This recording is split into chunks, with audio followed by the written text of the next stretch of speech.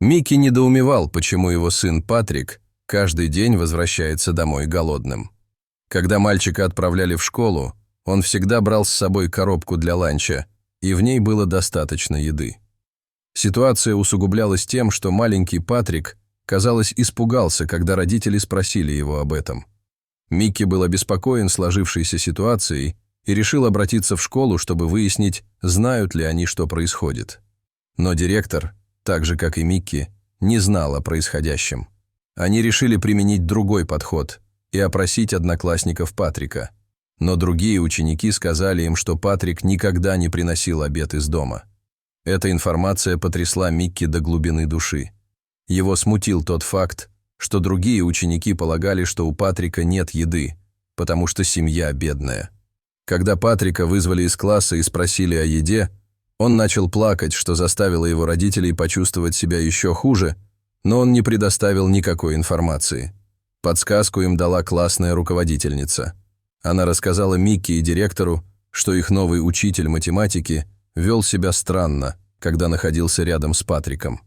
Директор немедленно вызвал к себе в кабинет Дэйва, учителя математики.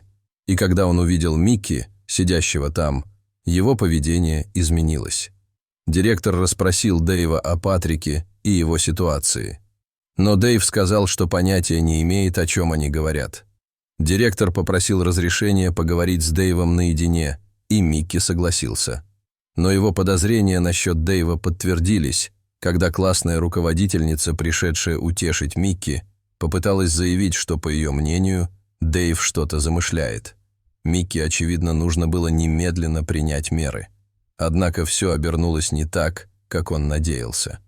Настроение изменилось, когда Микки вызвали обратно в кабинет директора. Директор сказал, что он ничего не может поделать с этой проблемой, потому что нет доказательств. Их возможности были ограничены, поскольку Дэйв утверждал, что он ничего не знает, а Патрик не хотел рассказывать им, что происходит. Пара согласилась, что им придется разработать другой план, если они хотят, чтобы ситуация разрешилась. В течение следующих нескольких дней ситуация, казалось, ухудшилась. Патрик отказался разговаривать со своими родителями, сделав вид, что визит Микки к директору школы усугубил ситуацию. Микки надоело ждать, и он решил взять дело в свои руки. Он поехал в школу и поговорил с Дэйвом. Во время разговора Дэйв сохранял спокойствие. Это еще больше смутило Микки, и после относительно короткого разговора у него появилось больше вопросов, чем когда он только приехал, и ситуация становилась все более странной с каждой встречей с этим человеком. После того, как двое мужчин поговорили, в голове Микки зазвенели все тревожные звоночки. Когда Микки вернулся домой, ему в голову пришла фантастическая идея. Он ввел полное имя Дэйва в Google, надеясь получить какие-то ответы. К своему великому удивлению, он смог найти имя этого человека только на одном веб-сайте. Это была начальная школа, в которой он работал до того, как перешел в школу Патрика. Микки решил позвонить в ту школу и послушать, что они скажут, но информация, которую ему предоставили, вызвала у него невероятные опасения. Каждый день Патрик пропускал обед, и отец знал, что учитель как-то связан с этим. Именно тогда Микки начал обдумывать стратегию. Он планировал довести свои опасения до сведения высшего руководства школы. Поэтому он пришел в кабинет директора и сказал: «У меня есть несколько претензий к учителю». А затем рассказал директору обо всех своих подозрениях. Он выглядел обеспокоенным, но затем покачал головой. Очевидно, что-то было не так. Директор посмотрел Микки прямо в глаза и сказал: «Извините, я мало что могу сделать без каких-либо доказательств». Направляясь домой, Микки был в ярости, но его разум уже разрабатывал стратегию. Хотя он осознавал крайнюю опасность, он точно понимал, что это принесет пользу его сыну. На следующий день Микки был готов приступить к осуществлению своего плана. Пока его сын собирался в школу, он положил что-то маленькое в передний карман рюкзака. Его сын спустился по лестнице и позавтракал, прежде чем они вместе отправились в школу. Микки высадил его, улыбаясь про себя своей проницательности. Тайна учителя наконец-то будет раскрыта. Микки положил в рюкзак сына записывающее устройство. Он смог бы записать все взаимодействие между своим сыном и учителем. Высадив его, Микки направился на работу. Находясь на работе, Микки знал, что все, что он может делать, это ждать. Его начальник даже спросил его, почему он все время улыбался, но это было потому, что он знал, что скоро учитель будет молить о пощаде. Позже, в тот же день, Микки забрал Патрика из школы и ловко вытащил диктофон из рюкзака. Он спросил сына, как прошел его день, но тот снова выглядел грустным. Именно тогда Микки понял, что поступает правильно. Он достал диктофон и прокрутил запись. Но когда он услышал разговор своего сына с учителем, он понял, что должен сделать.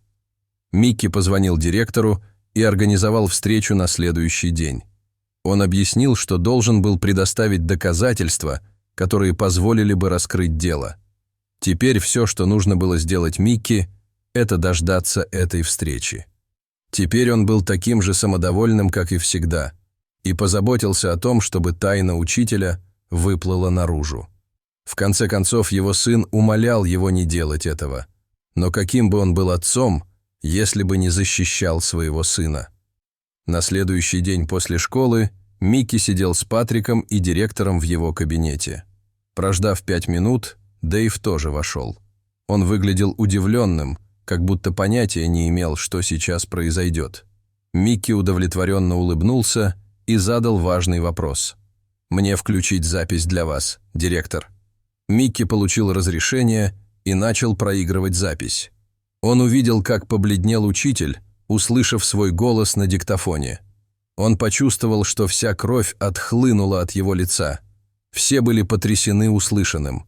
Они подслушали, как Дэйв кормил Патрика своим обедом, но они также услышали, как Патрик передал еду другому мальчику. Патрик объяснил, что происходит после недолгого замешательства, но это стало окончательным поворотом событий. Он договорился со своим учителем, чтобы тот каждый день кормил его обедом одного из одноклассников. Это произошло потому, что ребенок был слишком беден, чтобы позволить себе обедать самостоятельно.